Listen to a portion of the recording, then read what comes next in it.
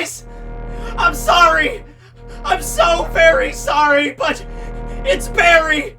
His power has become simply too much!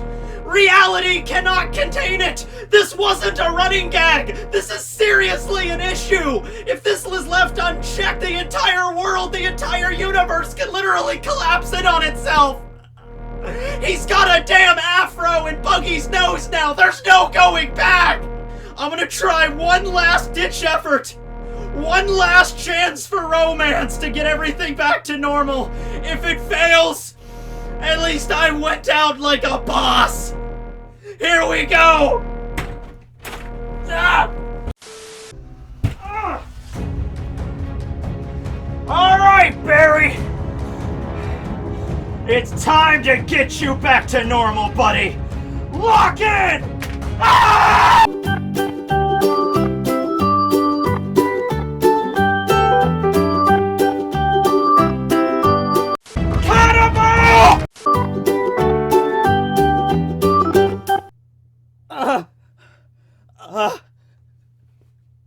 I'm sorry again, everyone. I just wasn't powerful enough. Well, looks like this is game over for everybody.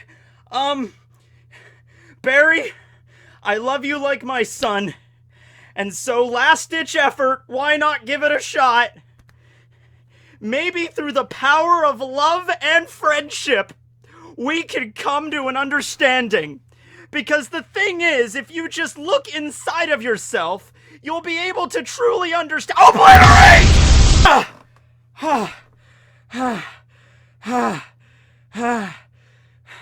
This is a video about the Warlord bounty theories. I just have to get this little bit out of the way first. I hope you understand. If you're a new-time subscriber, hey, check out the channel. We got a lot of stuff going on here. It's not always this crazy. Thanks, Exodia. Alright.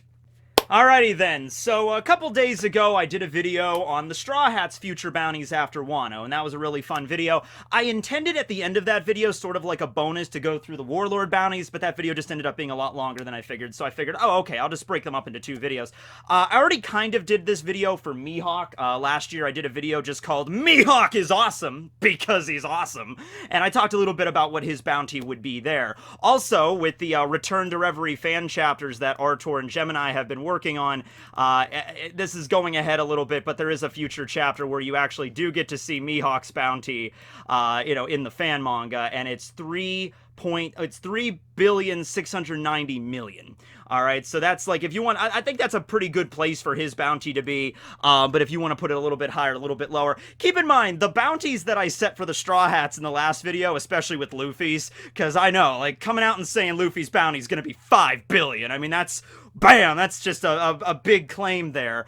Once again, I came up with that number under the, assumption that if Kaido and Big Mom were defeated at the end of Wano, and if kind of the same thing happened at the end of Tautland, whereas Luffy ended up getting the majority of the credit for that, even though it was a bunch of people that really helped out with the assassination plot, like Beiji and everybody, Luffy ended up getting the majority of the credit. So if something like that happens again, I could see Luffy's bounty possibly getting that high, because he would have the defeat of 2 Yonko under his belt. But if that's a little bit high, maybe if they split it, maybe if they're like, okay, it was Kid, Law, and Luffy that all worked together to take down Kaido and Big Mom, they would all get a huge bounty increase, which is good for Kid and Law, because their bounties are way lower than 1 billion right now, and they should obviously be, you know, right around the same ballpark as Luffy's. So if you want to say that, maybe Luffy's bounty could be something, honestly, I can't see it being any lower than 3 billion. But I'm going to say closer to 4 billion in that instance, okay? I'm going with the high numbers on this. But for today, let's look at the Warlords, okay? So that's Mihawk. I'm going to say somewhere in the mid 3 billions, because he did clash with Shanks. He's referred to as the greatest swordsman in the world by pretty much everybody. There's really no debate on that, you know. And the only reason he's not higher than that, I feel, is because Mihawk himself is not really interested in global conquest or anything. He's not out there trying to find the One Piece or trying trying to, you know, do anything crazy, you know, wipe out Marijois or anything like that. He's just kind of chilling out on his own island, doing whatever he wants to do, you know, sipping some wine. Occasionally, he might head out to the Grand Line to see what's going on, you know, but he's not the kind of guy that's just going to wander into a town and just slice the whole damn thing up. I mean, I guess he could. There's no one on Earth that could stop him. And I love that scene in the Return to Reverie chapter, which was like, you know, oh, if the government was really serious about bringing me in, you guys really should have sent 3 admirals. You know, like that honestly should have been the I mean, if you want to just see what would happen, send 1. If you want to have a good chance of bringing him in, send 2. If you want an absolute certainty that you're definitely going to be able to haul Dracule Mihawk off of his island and throw him in level 6 Impale Down or whatever you're doing, if you want to make that perfectly, absolutely cemented that you could do that, 3 admirals, you know, just 3 admirals, and like 2 would be like, okay, I mean, I even if it's 2 versus Mihawk, I could still see the admirals winning. I'm not saying Mihawk would instantly win, you know, that would definitely be a serious fight, but 3 admirals, I guarantee, would, you know, be enough to bring Mihawk in at that point, right? If Mihawk did have the more, like, Blackbeard kind of personality of just, like, ruling the world, kind of, or the Rocksteady Zebek kind of personality, I think Mihawk's bounty would probably be even around Kaido's, if not higher. Alright, because he's just ridiculous. To take that strength and apply it to him, like, actually going around, like, I'm gonna slice the entire Red Line in half! Which, you know, he's Mihawk. He might actually be able to do. You know, it's like, we don't need ancient weapons to, like, or the One Piece or whatever it is to bring down the Red Line. All you need is my mighty sword, Yoru. You know? So I could see Mihawk's bounty being somewhere around the mid 3 billions, okay? Now, let's talk about Hancock here, alright? Now, this is interesting. Her original starting bounty was, in fact, 80 million. It was only like 1 million less than Crocodile's. Crocodile's, I think, was 81 million before it got frozen and he became a Warlord. Which, by the way, we don't know. Actually, you know what? We could do Crocodile's today, too, because he's also a former Warlord that had his bounty reactivated and probably raised quite, well, definitely raised quite a bit. So I guess we could include Crocodile in this little discussion, too. But yeah, the reason why their bounties are so low at the start before they were frozen, that doesn't mean they were weak or anything like that, or the government didn't take them seriously. Actually, the exact opposite of that. Here's what happened with both Crocodile and Hancock. When they started their pirate careers, you know, when Crocodile started getting out there and trying to take out Whitebeard and conquer the Grand Line, and when Hancock became the new empress of the Amazon Lily and the leader of the Kuja pirates, right? Their activities were, you know, notorious enough, probably just out of the offset. Like, the first few things that Crocodile did, the first few things that, you know, Boa did, was enough to earn them that starting bounty. And in addition to that, the government probably saw the threat that was on the horizon from them. You know, imagine, like, you know, Boa Hancock becomes the leader of the Kuja, and then 1 week later, she sinks like 10 battleships for the Marines. And then she gets that starting bounty, and we're like, okay, whoa. We know how devastatingly powerful the Kuja can be. We know how isolated they are and how they don't care about our laws and everything like that and how ferocious they are. You know what? Honestly, before this gets any more out of hand, we should just extend the invitation to the Warlords right away. So, like, you know, the 1st of the month, Boa Hancock leads the Kuja. The 7th of the month, she wipes out a bunch of battleships or whatever she does to get that starting bounty. And then, like, the 8th of the month, the government extends the invitation. Hey, you want to be a member of the Warlords? And probably not just because of her own sensibilities, because we know how Boa Hancock's sensibilities are. Probably a lot of the elders on Amazon Lily. And keep in mind, she was a lot younger back then. She is the youngest of the Warlords, or I guess the former Warlords now. But she's also been there for like 11 years. She's been there since I think she was like 18 years old when she first became the leader of the Kuja, something like that, right? She was very, very young when she got the title. Even younger, I think, than Luffy is right now. I think so, something around there.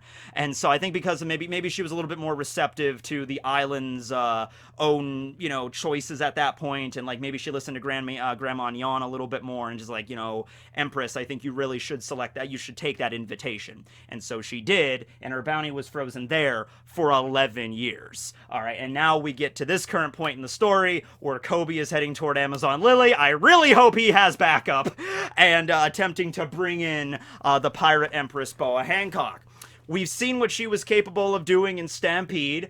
I think, obviously, Oda doesn't write the script for those movies, but I think he definitely gave the go-ahead for that one scene with Boa, like, you know, jumping up and, like, kicking bullets, giant mech kaiju form.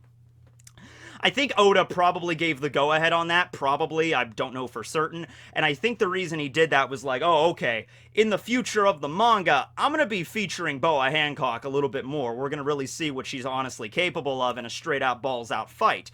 And we saw that already from Marineford a little bit, but with Marineford, I mean, it was the same problem with seeing a lot of other characters' power. It's just there's so much going on at Marineford at once. You know, it's different to see Boa Hancock and what she's doing in a massive war like that, and what she would be doing in this instance right now, like kind of like a one-on-one fight against Kobe, or a one-on-one fight against an admiral. That would be really cool to see, right? And it was even in that line of the chapter, the same chapter where like all the different Marines were heading toward the bases of the Warlords. Boa Hancock was at the end of the chapter, and she was just sitting there all nonchalant, and she's like, oh, like, Empress, the Marines are coming, what are we gonna do? And Boa's just there like, we're going to fight back, of course, because we're strong. So, her new bounty, how do you guys feel about all of the former Warlords at least having a 1 billion berry bounty? I know, like, the billion thing seems to be like, oh, it's like, oh, everybody gets a billion berry bounty now. Well, the thing is, like, you know, 5 years ago, a billion was like a number that just didn't exist in One Piece. It was just too huge. It was too freaking huge. But now, it's very clear. We got Jack, Queen, probably King, that all have billion bounties. Of course, all of the Yonko all have over a 2 billion bounty. You know, with Blackbeard being the lowest. So, I think right now, with the way things are, giving each Warlord at least a billion, I think that's pretty fair. I think each Warlord is at least worth a Jack. I mean, come on, even Buggy! Come on now, of course, well, especially Buggy, right? So, I'm gonna put Boa Hancock, you know what, let's put her in like the high billion to 2 billion range. Let's put her up there at like 1.8, 1.9 billion, something like that. We gotta see a little bit more of what she's capable of. That number, I might adjust that if we get a chapter where we see, like, after Act 3 ends and we get a chapter on Amazon Lily and, like, we see a bunch of really high-ranked Marines, like, just all turned to stone and broken apart, just littering the damn beach of Amazon Lily, and Boa Hancock's up there standing superior, you know, staring down everyone. You know, like, if I look at that and be like, whoa, okay, damn, yeah. But for right now, I'd say between 1.5 billion and 2 billion, with 2 billion being the highest right now for Boa Hancock. Because you got to keep in mind, this was her first starting bounty when she was just starting off, like probably the first thing she did, and this was 11 years ago. So, yeah, I think they're definitely going to reassess how this is going. Also, you know what? Something that might affect her bounty, not just her own power, which from what we've seen at Marineford, she's able to turn even inanimate objects into stone, like Smoker's staff or the pacifistas. So even things that aren't capable of feeling like lust for her, she could still turn to stone with her power. So that's already incredibly OP, but gotta keep in mind, she also leads the Kuja, which are in their own right these really strong Amazonians, there we go, Amazonians that are living out in the Calm Belt that is already a really brutal kind of environment, surrounded by sea kings, and they hunt them for sport, like, constantly. So, you know, adding on her own abilities, but also adding on the fact she's the leader of the Kuja, you know, even if you want to say, like, Boa Hancock's bounty on her own is only, like, you know, 1.2 billion or 1.3 billion, leading the Kuja and having an entire island at her beck and call, that's also gonna boost it up a bit, definitely. They would also have to take that into consideration. Mihawk's all by himself. He doesn't have, like, an assistant. Well, he's got Perona, but I don't even know if does the government even know that Perona is, like, hanging out with Mihawk? I mean, well, it doesn't matter, because Perona's not even with him right now, because she went off to find Moria, right? So, Perona's not even with Mihawk right now, but Mihawk's just a one-man show. He's just by himself, you know, even if you want to say Boa's, you know, like, not as strong as I'm making her out to be, she's still got the whole island. So, yeah, definitely something there. Weevil. Weevil is something else. Weevil had a bounty somewhere around 400 million before his bounty was frozen and he became a warlord. But also keep in mind, it was over the last 2 years that occurred. You know, he became a warlord at that point. So in that regard, it's not like the 11 years, like over the decade that Boa Hancock's has been frozen. It's been a while. It hasn't been that long for Weevil. But still, I think Weevil is at least worth a jack, so let's up that up a bit. Once again, it might have been the same deal with Weevil, because Weevil was an unknown for so long. Apparently, Weevil and Miss Baking did not become active until after Whitebeard died. After Whitebeard died, all of a sudden, freaking, where's my Murokumo Giri? All of a sudden, freaking Weevil and his mama show up out of nowhere and just, like, start beating down all these really strong New World pirates that were allied with Pops, right? Looking for Whitebeard's inheritance and his treasure and everything like that. So, out of nowhere, this giant, you know, thick-headed behemoth walks out of the freaking fire like, Mama, I burned that town down, and I defeated all those strong pirates, though they weren't really that strong, you know, and the Marines find out about this, and once again, could be the same deal with Boa. That could have been, like, the first thing that he did. We don't really know. Like he literally could have walked on an island, like a sizable kingdom, that had, like, one of the pirates there, like the A&O pirates, you know, that were allied with Whitebeard, and it might have also had, like, a kingdom, like a castle, and a marine base there, and Weevil could have just, boom, decimated the whole damn kingdom, and then walked out with, like, the defeated, you know, well, this would have been before A&O, because A&O were defeated, you know, later, but another ally of the Whitebeard crew, so he was there to defeat the ally, but also along the way might have wiped out a marine base, might have wiped out a kingdom for all we know. Like, from what we've seen, even after he became a warlord, there were still, like, warnings issued in the paper all the time. Like, you know, Edward Weevil is in your area. He is technically a warlord, but he just leaves devastation and confusion wherever he goes. So, you might want to watch yourself there, right? So that 400-something million berry bounty, that might have very well have been his starting bounty, made into a warlord immediately, and now it's deactivated, and so they're like, give him up there, get him up there. I think Weevil is honestly, considering how dangerous he is, and considering he just does whatever his mother says, he might not have an entire island working for him. He might not be the strongest swordsman in the world like Mihawk. He might not have that clout. He might be a relatively new player in all of this. He might not have the devilish good looks of Buggy, of course. But out of all of them, I think in sheer physical destructive power, he's like a walking natural disaster, essentially. And he'll just direct that wherever his mom points to. It's like, if his mom is like, you know, Weevil, destroy that entire island, he'll do so. He's like, okay, mama, but I want to get McDonald's afterwards. You know, like, pretty much just that. So, out of all 4 of the warlords currently, even including Crocodile in that mix if you want to, I think Weevil might have the highest bounty out of all of them. Even higher than Mihawk's, just because Mihawk, like I said, isn't doing all this, okay? He's more neutral in that regard, but yeah, Weevil not so much. He's so freakishly strong, and he's so ridiculously dumb that he doesn't probably understand how freakishly strong he is, you know what I mean? So, regardless of the backstory with Weevil, what's going on with him in the lineage of, like, Whitebeard, or who he's actually related to, or whatever, he has the strength to show for it. So, if you're gonna put Mihawk at, like, 3.6 billion, maybe just put freaking Weevil at straight up 4 billion. Alright, just because of the danger he imposes.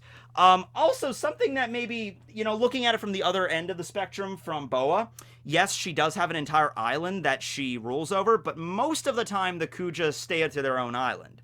They do have a pirate crew that goes out and raids every now and then, but the vast majority of the time, they stay on their own island. Alright, they're also not attempting to take over the world or anything like that. Weevil, I mean, it really depends on what his mom tells him to do. Right, because if his mom is just like, Weevil, honey, demolish Marineford.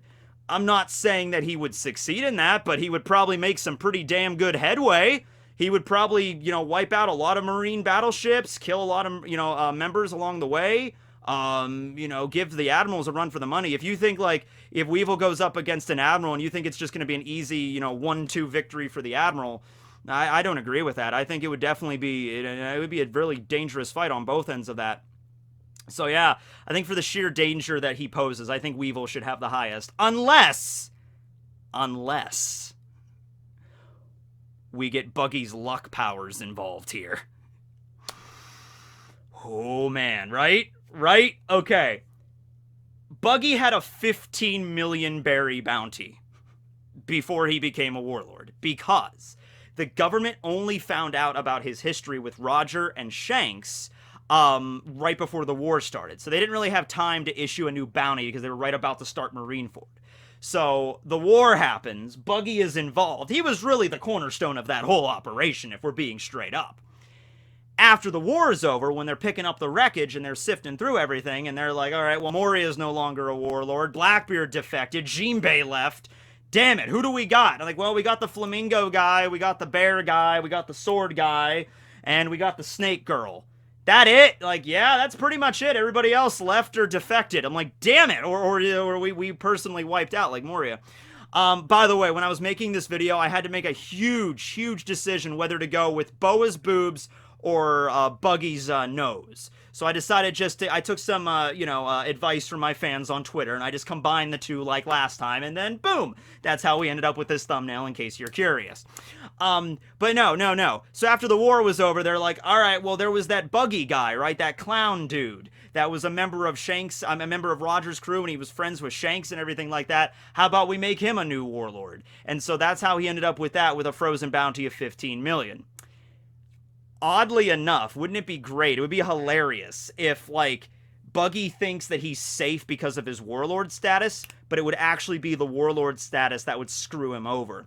Because after Buggy was, after the warlord title was taken away from him, they obviously have to reactivate his bounty, but now they know about his history, and they're not going to keep it at 15 million. Oh no, they're gonna, I think just for the sake of comedy, just for the sake of Buggy realizing how screwed he is and how all the Marines are coming after him now, like all that you saw, it was Stainless that went after Buggy that we knew of. There could be other Vice Admirals too. They're sending fleets of Vice Admirals after Buggy. I know, right? I mean, it's fair, but damn. So if his bounty shoots up to like 1.7 billion or even like 1.5 billion, like keep it the same as Luffy's, that because it would be 15 million to 1.5 billion, that would keep the 1.5 number, and also it would be funny because it would be the same as Luffy's, and he'd be like, what? Crap! I thought being Warlord would save my butt, but in reality it's actually screwed me over, damn it!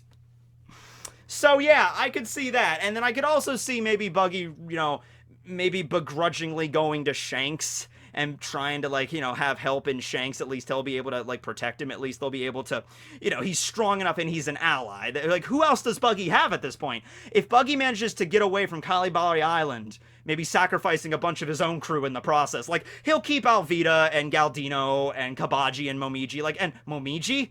I'm watching too much Fruits Basket. Everybody get out of there. They get out of Kalibali Island. And the majority of the Buggy's delivery service is, like, used as a distraction fighting the Marines. Who would Buggy go to at that point? Shanks is the only person I can think of. Now, he might not like that, but, like, Mr. 3, Galdino, might be like, Buggy, you have connections with Red Hair Shanks. I know you don't like to deal with him, but it's either live with, like, a 1.5 billion berry bounty on our heads, or you bite the bullet and we go see Shanks. And he's like, okay, fine, damn it, we'll go see Shanks. And so I think that's the most likely thing to happen at that point, right? Or I could also see Buggy having the highest out of the Warlords just because there's comedy there. But I want Weevil to kind of have the highest right now for the danger he poses. Now, finally, let's discuss Crocodile, because Crocodile's here, why not? Crocodile's first bounty was 81 million, as I discussed with Boa. After he left, there's a chance Crocodile's bounty might have actually went up multiple times since the time skip, because you figure they wanted to keep it on the down low that the level 6 prisoners had escaped, but Crocodile was present in the war, and everybody saw Crocodile was part of the war on the Den Den Mushi. So maybe they were talking about the level 6 prisoners that escaped that the public doesn't know about. They wanted to keep them on the down low, but Crocodile, everybody knows about him, so maybe they have to issue a new bounty for Crocodile. But that was 2 years ago. Crocodile could have been up to a lot of other stuff in the New World and got his bounty raised maybe once or twice since then. Who knows? Crocodile's, I think, for right now in the story, he's laying low. For the most part. He's laying very low. Trying to build up maybe a new criminal organization. If he does have dealings going on, they're all in the underworld. And I think he learned from his past mistakes. I mean, Crocodile's not an idiot. He knows he tried the straightforward approach to get the One Piece, and he went up against Whitebeard, and that's probably where he lost his hand.